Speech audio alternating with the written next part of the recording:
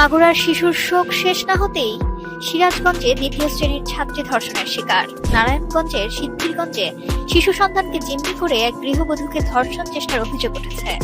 বরিশালে গলা কেটে হত্যার ভয় দেখিয়ে প্রতিবন্ধী তরুণীকে ধর্ষণ। বছরের প্রথম 2 মাসে দেশে ধর্ষণের শিকার 97 নারী শিশু।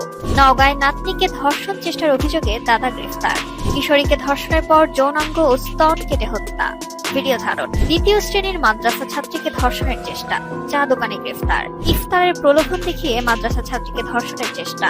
সীতাকুণ্ডে ধর্ষণের শিকার 10 বছরের শিশু। শরীয়তপুরের নদীর পাড় থেকে নারী ও শিশুর মরদেহ উদ্ধার। ছেলের পর বাবা ধর্ষণ করেন কিশোরীকে। 5 বছরের শিশুকে ধর্ষণের চেষ্টা। বান্দরবানের ক্ষুদ্র জাতিগোষ্ঠীর মানসিক ভারসাম্যহীন কিশোরীকে ধর্ষণের অভিযোগ।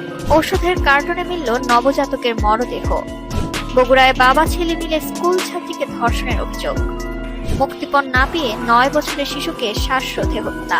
মাদারগঞ্জে 4 বছরের শিশুকে ধর্ষণের অভিযোগ। 10ম শ্রেণীর ছাত্রীর ঝুলন্ত লাশ উদ্ধার। সিলেটে মানসিক ভারসাম্যহীন তরুণীকে দল বেঁধে ধর্ষণ। কার্টুন দেখানোর কথা বলে বাড়িতে এনে 2 শিশুকে ধর্ষণের চেষ্টা। শিশু যৌন নিপীড়নের ঘটনা ধামাচাপা দিতে সাংবাদিককে চাপ দিচ্ছেন আইনজীবী। বাড়ির পাশে খেলছিল শিশু, ডেকে নিয়ে ধর্ষণ চেষ্টা। আশুলিয়ায় কিশোরীকে ধর্ষণের অভিযোগে সৎ বাবা গ্রেফতার। গাজীপুরের শ্রীপুরে নারী কর্মচারীকে বিয়ের প্রলোভনে 7 মাস ধরে ধর্ষণের অভিযোগ। ঘরে ঢুকে 10ম শ্রেণীর ছাত্রীকে কলেজ ছাত্রের ধর্ষণ। পটুয়াখালীর কলাপাড়ার মধ্য টিয়াখালী আবাসনে ঘরে ঢুকে 10ম শ্রেণীর এক ছাত্রীকে জোরপূর্বক ধর্ষণের অভিযোগ। আশুলিয়ায় 3 দিনে 3 শিশুকে ধর্ষণের অভিযোগ। মামলায় আসামি স্বজনেরা।